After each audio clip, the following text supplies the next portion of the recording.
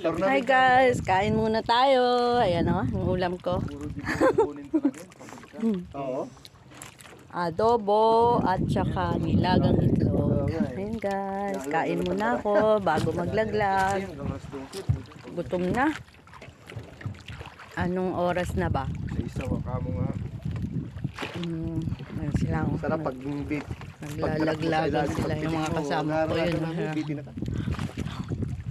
Kain muna tayo, nagutom na. Ang pinakamalaki kong dawin. Ngayon. Si Joseph malaki, 20 na higit. Ilan yung